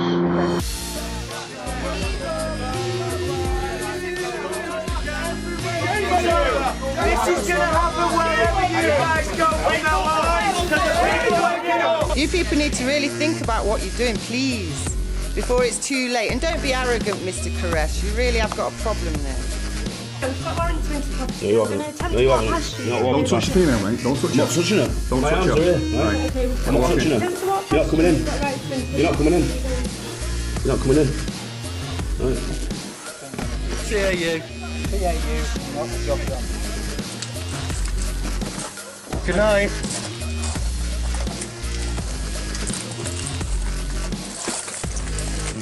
The law. It's a criminal. It's a trespass. Court by this is refusing to request a name. By a sergeant. So I briefly Thank you very much, constables. Absolutely, you're going to be heroes online. Absolute heroes. Well done. Absolutely amazing work. You've just made history in this country. You've just made history in this country.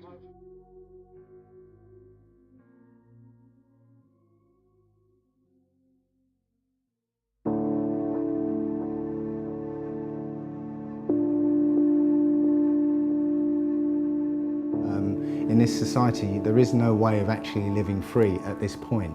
I've had the idea to find some land somewhere, you know, buy a piece of land and build my own house and live apart from the system.